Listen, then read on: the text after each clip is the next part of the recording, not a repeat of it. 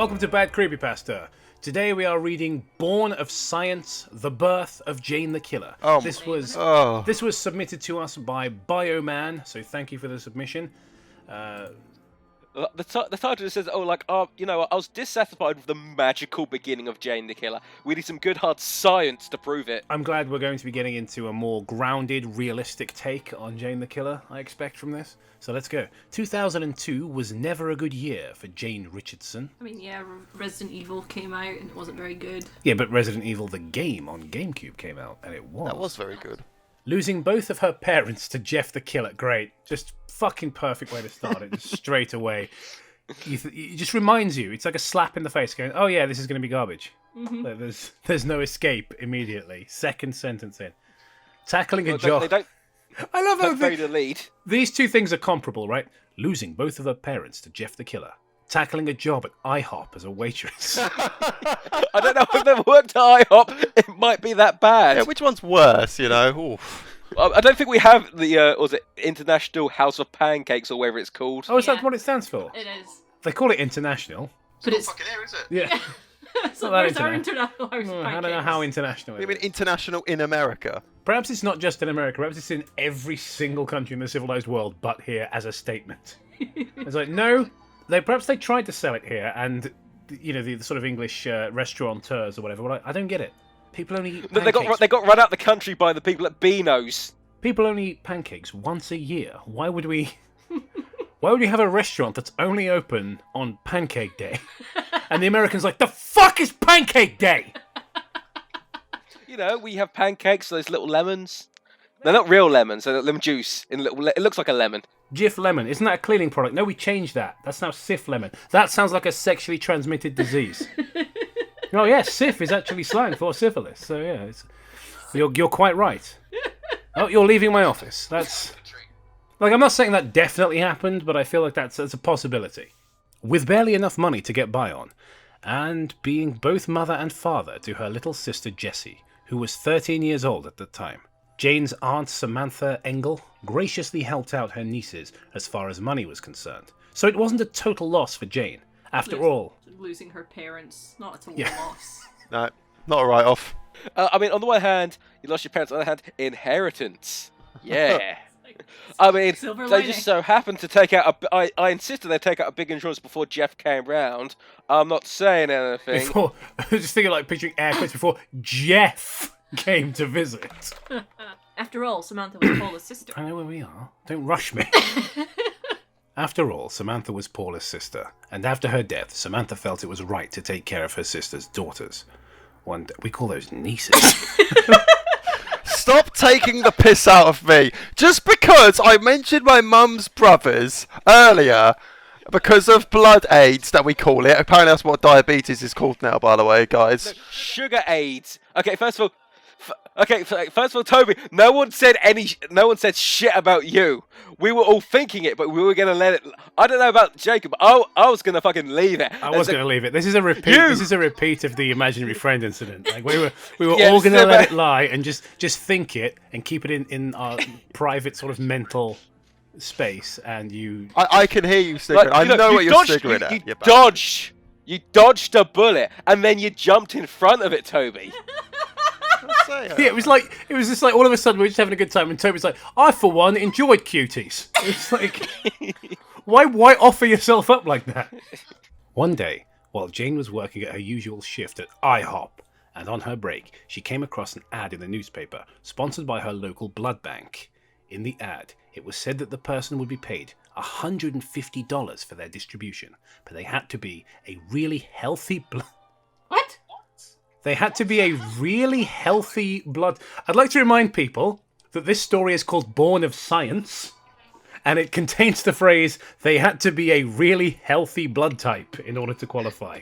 It's like, oh, well, we can take in all the positives, but all the rhesus negatives can go and get I don't want any of that negative blood. I don't want it dragging me down. I need positive vibes only from my blood. Gonna take you to the bank. Who's running this bank? Just like a really grumpy vampire. That doesn't really narrow it down with vampires. It's like, $150 just for giving blood? Was this too good to be true? Yes. And then space. Yeah, it's like Yeah, it's like, was this too good to be true? And then the author was so excited they hit enter like 4 times before writing the next paragraph. Jane thought it would be good to take that money and pay off her month's rent. So why not? After all, she did have clean blood. Well, she exfoliates. I was going to go the complete opposite. Does Jane have some sort of radical ideas about blood purity? Like, I was 100% white. It's just something that never came up in the first story. Just like, yeah, Jane. It's like, this is Jane the killer. You know, she lost. She works at IHOP and she lost her parents, and she's notoriously racist. Well, to be fair, the first story was written by a Nazi fetishist. I just picturing she's like movie Bob. She's like, my blood was clean because I was not Republican. My beautiful arteries full of McDonald's. It is completely amazing that, because it's considering she works at the International House of Pancakes, that her blood isn't maple syrup at this point. Or maybe she doesn't. Maybe she doesn't eat the pancakes. No, but she works there. It would have emanated. If this is the way science works in this fucking story. That's a project. Like that's just conjecture, isn't it? There's no evidence in the story thus far that in the world that this story takes place. Like, you can absorb syrup through your hands. It's true. I heard it on the internet. Eventually, when this comes out, guys, I need to talk about the actual fandom wiki that we're looking at right now, because if you look at popular pages on the side, and I'm going to print screens to make sure they're still here, you've got things that are actually creepypastas, right? You've got Amazing World of Gumball, The Grieving, The Dollmaker, Steve Wilco's Show, Lost Episode, Pol Pot. Pol fucking Pot. Oh, and normal porn for normal people. Like, what the fuck? What is this website? Seriously? It is literally just a Wikipedia page on Creepypasta Land of Pol Pot. What's the fuck? Why is that the most popular page? What a disgusting human being. I can't even call him that. It's disgusting. Ugh. So, recent I don't know, wiki fandom's just activity shit. as well. Pol Pot, the page has been recently edited by McChicken Pol Potist. Brilliant. Yeah. You might notice that Hitalia, the Beautiful World dropped finale was recently edited by Skater Sonic Girl 123, because apparently it's 2009. What fucking... Have we ever been here before? Creepypasta Land? What the hell is this? Yeah, I think it's just that some new Creepypasta wiki. Well, let's read this and get the fuck out of here. Yeah, let's leave and never come back. Without hesitation, Jane wrote the address of the local blood bank down, plus the phone number, finished off her orange juice, and went back to work. There's a lot of shitty run-on sentences, shitty sentence structure, just awful. Another waitress, Alexis, who was covering for Jane, noticed her mood was more optimistic and appeared more pleasant as usual. So, was more pleasant as usual. Okay. I'm thinking than usual. Refilling other customers' drinks. Now we need a female voice, so Toby. Wow, someone is really happy today. Alexis said. Why wouldn't I be? I found an easy way to pay off my month's rent, Jane replied, pouring a fresh cup of coffee for a random man. Also, I think... Okay, well, one thing I would say, so, is she paying off her entire rent of $150? Like, is her rent $150? Is that all she's paying for rent? I was thinking the exact same thing. All right. Like, what time period does this take place in where $150 can pay off your month's rent? 2002, apparently. Like, it's what it said at the beginning, but... Thanks. It's too similar to the voice I'm doing. Thanks. That's the same voice. That was the same voice, but louder. Thanks. The man said. Oh, yeah? What? Alexis said. The blood bank is offering 150 big ones for anyone giving blood. You have to have healthy blood, it said. Jane said. Wow. I've never heard of that, JD. Usually they pay you $25. Alexis replied, refilling a customer's soda. Somehow they must have made a few changes, Jane said, chuckling. You gonna swing by? Alexis asked. After I leave here tonight, Jane replied. Jane and her friend worked on through the night until the atmosphere of this IHOP was calm, laid back, and less rushed. We had all the stoned customers in. The lights of the shopping centre where the restaurant was shined through the windows. Random cars on the highway passed by in the distance, Motorists who are looking for a bite to eat, getting off work, or going home sat the mood for this. I think you mean set the mood, but that's fine. Particularly lazy California night. KTLA News 5 was giving a report of the LAPD still pursuing Jeffrey Woods, aka Jeff the Killer. If you're going to give Jane a better surname, maybe you could do one for him as well. The one responsible for the murder of Jane's parents. Well, so Jane wants you to think. The police commissioner said that they were having a hard time catching this suspect and had to enlist the aid of the FBI, CIA, and the Department of Justice. I feel bad that the Department of Justice don't get it like a little acronym. It would make Jane feel better to not only have Jeff captured, but wiped off the face of the earth entirely. One of the customers at IHOP that Jane noticed was a man in his late 40s, with short brown hair, a goatee, sunglasses, and let's not judge him too harshly, it is 2002, and wearing a black three-piece suit and tie. Crisply presented. He looked like Walter White with hair. Of course, you didn't know who Walter White was, because it was 2002. I was just thinking that. Also, I did like. As well as her being a massive racist, which was never stated, she could also see TV shows in the future. It's just another power she has. Well, Told you science worked differently here. It's part of her clean blood type. Yeah. My blood type is so clean it gives me future vision because my perception of time isn't muddy and murky. It's nice and clear because of my clear blood type. So I can watch TV shows that won't be out for another 6 years. It's like what? But like all her people at work hate her because she either A, she think that she's crazy because she brings up these shows that don't exist, or B, she spoils them. Also, little side note: when I see the goat E, I misread it for a second. I thought it said goat C. So I thought she sort of bent over and stretched his arsehole out at her, which is like an odd thing to do in a restaurant. So the word goatsy to me still brings up memories of the little goat character from Spill.com. I know, that's always so funny. They just made that character up and they go, a goat, oh yeah, let's come goatsy. And it's like, you do know, that's like they didn't know. Another distinguishing feature about this man was a Bluetooth earpiece hanging on his left earlobe. Did Bluetooth exist in 2000? I think so, yes. He browsed through the menu and surveyed the employees. He paid close attention to Jane, almost as if she was a famous person. "Hello, sir, what can I get you tonight?" Jane asked, smiling. T-bone steak and eggs. This picture of him with like a Bluetooth headset in, who kind of got like a Walter White thing going on, but he talks like fucking Gordon Cole. "How do you want your steak?" Well done. Eggs over easy. "You crack an egg on it. Put on some salted anchovies." "Well done, over easy. Oh, I just wanted to let you know that we have a new pomegranate pancake syrup, something I made," Jane replied, taking the man's order. Wow, that sounds like a winner. You made the syrup. These lines fit that voice so perfectly. "I'm going to write an epic poem about this syrup." The man asked. "Sure did," Jane said cheerfully. You got a lot of talent. "You got a lot of talent, kid. You're going to go far." The man replied. Jane went back. "Can you don't?" Jane went back into the kitchen to get the man's food prepared. While he was waiting, he fumbled with a button on his earpiece. We found the perfect woman, sir. It's one of Chris Chat's agents he sends out of the world to find his girlfriend. The perfect woman doesn't exist. It's like, the perfect woman doesn't exist. "I made cranberry syrup," the man said, speaking at a low volume. This man was actually an FBI agent. Agent Marcus East was still hunting down Jeff the Killer. Despite the LAPD's futile efforts and Agent East's determination, he was going to stop at nothing until Jeff was captured. So despite his determination, he was going to stop at nothing. Ba-dum-ba-dum-bum-bum. Learn to write. "Excellent. Gather the other agents for next week. We know a way to go after Jeffrey Woods."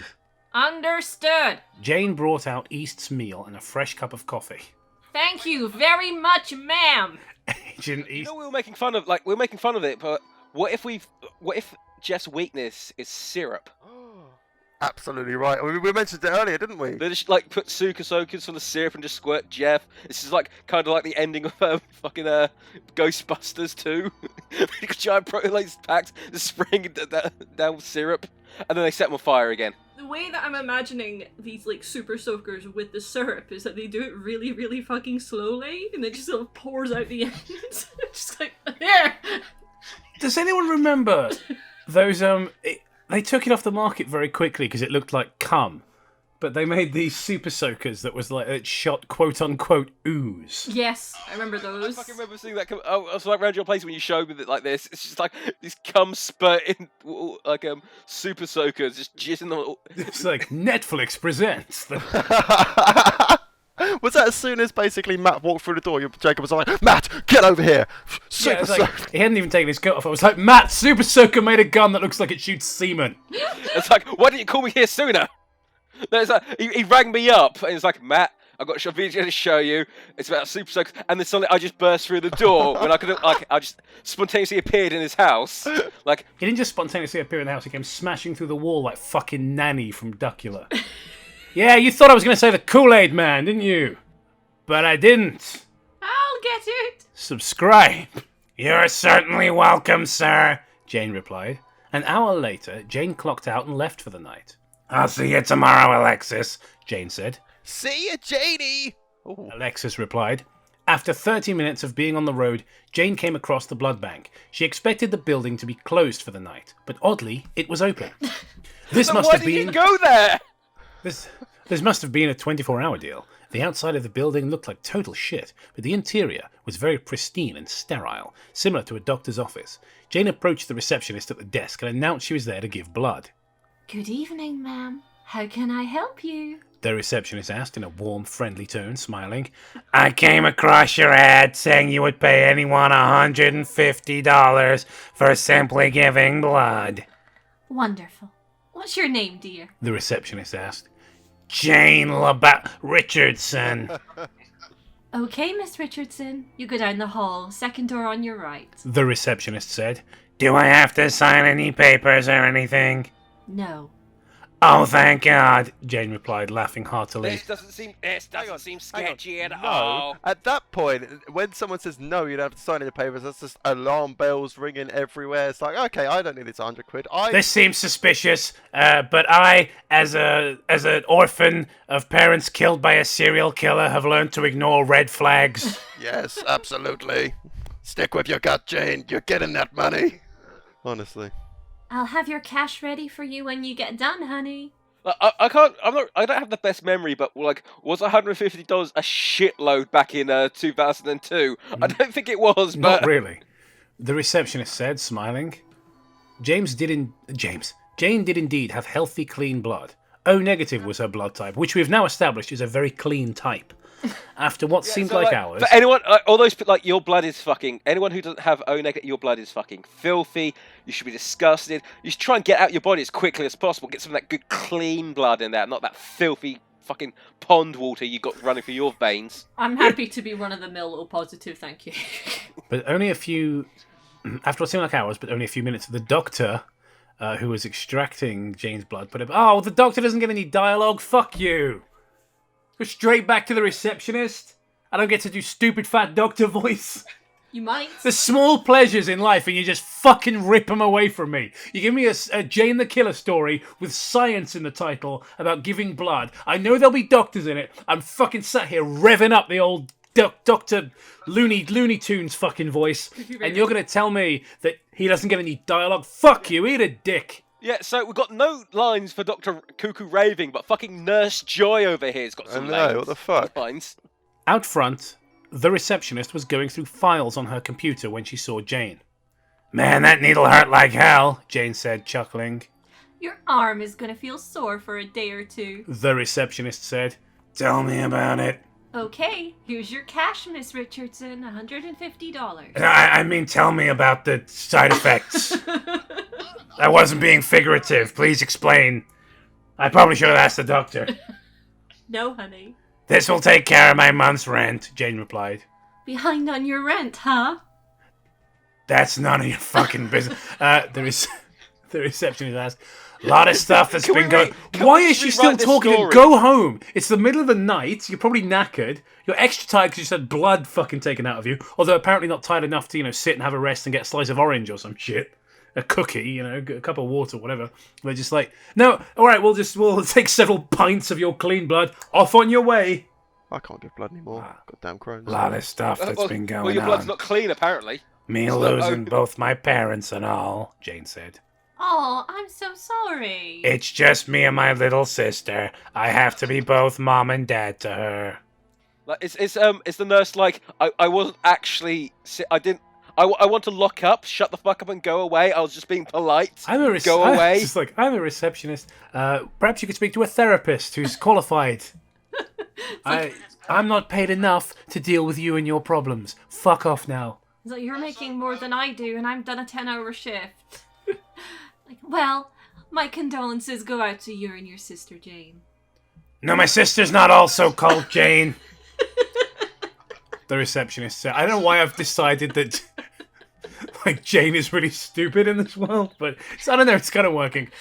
The receptionist said sympathetically, "Thanks, that means a lot. You have a wonderful night, sweetie. Stay safe." You too.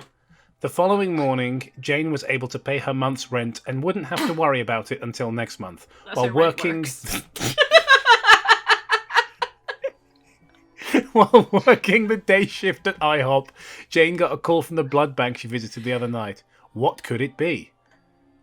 Thank you for calling IHOP. Now serving pomegranate pancake syrup and our new stuffed French toast. This is Jane Richardson. How may I help you?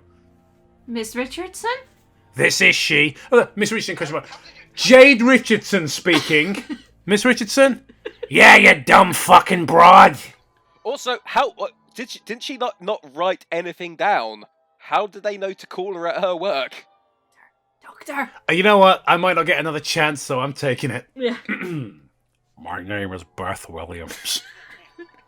One of the doctors at the Biomedics Blood Bank. We were wondering if you could come by next week to give another sample of your blood.